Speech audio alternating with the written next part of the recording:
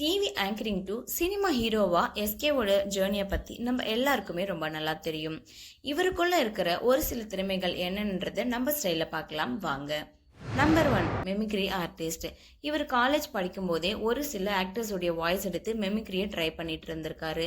அதுக்கப்புறமா கலக்க போவது யாருல கண்டஸ்டன்ஸா என்ட்ரி கொடுத்தாரு. நான் ஹீரோங்கண்ணா, வணக்கங்கண்ணா. Number 2, TV anchoring.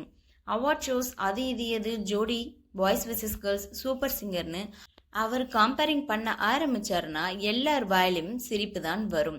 சிரிப்புக்கு நான் கேரண்டி அப்படின்னு கம்பேரிங்ல மாஸ் காட்டிய ஹீரோ தான் சிவகார்த்திகேயன். அங்கவே இவருக்குன்னு ஒரு ஃபேன் பேஸும் உருவாக்கிட்டாரு. I didn't understand actually. She didn't understand anything, madam. Number 3, actor. Marina 3, Kedi Billa, Killadi Ranga போன்ற படங்கள்லாம் இவர் நடிச்சிருந்தாலும் வருத்தப்படாத வாலிபர் சங்கம் படம் தான் இவருக்கு ஒரு மிகப்பெரிய திருப்பு முனையா அமைஞ்சது. அதுக்கப்புறமா ஒரு சில படங்கள் இவர் பண்ணியிருந்தாலும் டாக்டர் அண்ட் டான்ல தான் 100 கோடி பாக்ஸ் ஆஃபீஸ் ஹிட் கொடுத்திருக்காரு.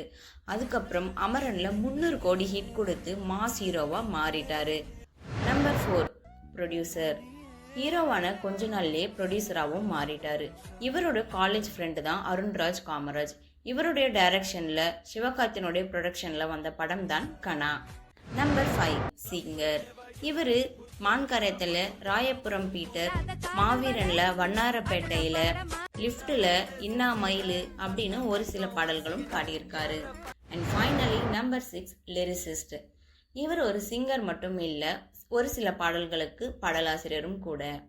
பீஸ்ட் மூவில வர அரபிக் குத்து பாடல், டாக்டர்ல செல்லம்மா செல்லம்மா, கோலமாவு கோகிலால வர எனக்கு கல்யாண வயசு தான் வந்துடுச்சுடி, இந்த பாடல்களுக்கெல்லாம் சொந்தக்காரர். நம்ம சப்ஸ்கிரைபர் கேட்ட மாதிரி எஸ்கேவை பத்தின வீடியோ போட்டாச்சு. இந்த வீடியோ உங்களுக்கு பிடிச்சிருந்தா மறக்காம லைக் பண்ணுங்க.